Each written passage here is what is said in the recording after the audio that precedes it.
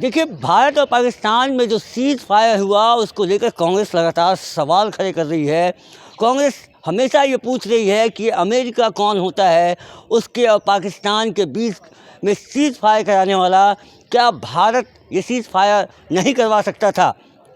8 बजे नरेंद्र मोदी को आकर इसका ऐलान करना था, वहीं 6 बजे डोनाल्ड ट्रंप ने, अमेरिका के राष्ट्रपति ने, इसको ट्वीट करके बता दिया कि उनके कारण जो है ये सीज़ फायर हुआ है। जब से ये ट्वीट आया और कांग्रेस ने सवाल खड़े किए, उसके बाद से भाजपा सवाल खड़े कर रही है कांग्रेस पे कि कांग्रेस सीज़ फायर नहीं चाहती थी, वो जंग चाहती थी। और ये जब सवाल सुप्रिया से कांग्रेस की नेत्री से पूछा गया, काफ़ी तेज तरह नेत्री हैं वो, और उनसे जब पूछा गया तो उनका जो है पारा 7वें आसमान पे पहुंच गया और सीधा नरेंद्र मोदी और डोनाल्ड ट्रंप पे निशाना साधते हुए कहा कि अमेरिका कौन होता है हमारे मामले में दखल देने वाला। एक समय था जब हमारी प्रधानमंत्री इंदिरा गांधी थी और उस समय अमेरिका ने जब इंदिरा गांधी को धमकी दिया था तो इंदिरा गांधी ने कहा था कि आप जितना करना है कर लो, हम इस पाकिस्तान के 2 टुकड़े करा कर रहेंगे, और उन्होंने कराया था। और भी क्या कुछ कहा है इस विषय पर सुप्रिया सेनेट ने, सुनिए।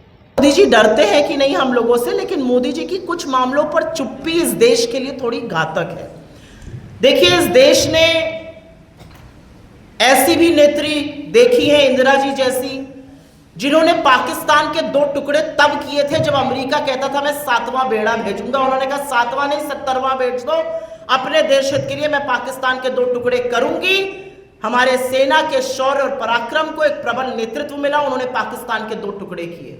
उनको लगा कुछ ही लोग जो है बैंक पे कब्जा करके बैठे हैं, उन्होंने बैंकों का राष्ट्रीयकरण कर दिया। आज कोई कर सकता है ये? हमारी सेना आक्रामक थी, हमारी सेना पाकिस्तान को अगर थोड़ी सी डील मिल जाती तो पूरे विश्व के नक्शे से उगाड़ देती।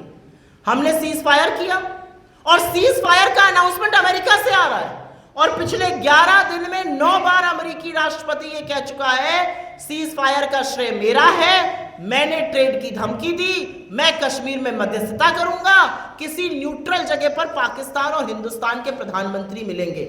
जिस कंगले पाकिस्तान का नाम हमारे साथ नहीं लिया जाता था, आज हमको समकक्ष लाके खड़ा कर रहे हैं। ये नरेंद्र मोदी जी का, उनकी कूटनीति का, उनकी सरकार का फेलियर है कि वो कुछ नहीं बोल पा रहे हैं। आज नरेंद्र मोदी जी को फोन उठाकर बोलना चाहिए। ये मेरी संप्रभुता पर सवाल खड़े करता है। अगर वो झूठ बोल रहे हैं तो कहें मोदी जी, आए देश को संबोधित करें। नरेंद्र मोदी जी 8 बजे देश को संबोधित करने आ रहे थे, पौन घंटे पहले सुबह के 6 बजे अमेरिकी राष्ट्रपति ने बयान दे दिया टीवी पर, मैंने सीज फायर कराया है। कैसे ऐसे हो गया?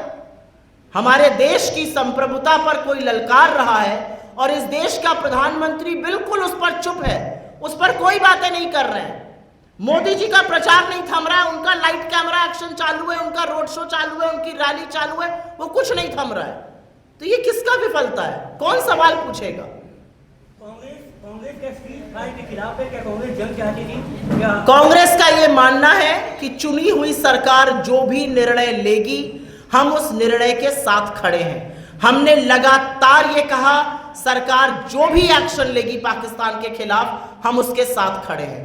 हम पूरी तरह से साथ खड़े थे, पूरा देश साथ खड़ा था, जज्बा था देश का, कुछ और कर गुजरना था। हम ये कह रहे हैं अमेरिका हमारा सीज फायर अनाउंस करे, ये नाकाबिले बर्दाश्त है। मुझे लगता है इससे आपका भी उतना ही खून खौला होगा जितना हमारा खौला। अमेरिका कौन होता है हमारी पंचायत करने वाला? अमेरिका की क्या हैसियत की बोले कि सीज फायर करा दिया? अगर अमेरिकी 28 नागरिक मारे गए होते तो क्या डोनाल्ड ट्रंप सीज फायर कराते? सवाल इस बात का है। तो आपने सुना जिस तरीके से जो है सीज फायर के सवाल पे सुप्रिया सेनेट का जो है गुस्सा 7वें आसमान पे पहुंच गया और नरेंद्र मोदी से लेकर डोनाल्ड ट्रंप की सबकी धज्जियां उड़ा दी। फिलहाल इस खबर में इतना ही। मेरे साथ कैमरे के पीछे सहयोगी सत्येंद्र कुमार के साथ मैं कुंदन यादव। धन्यवाद।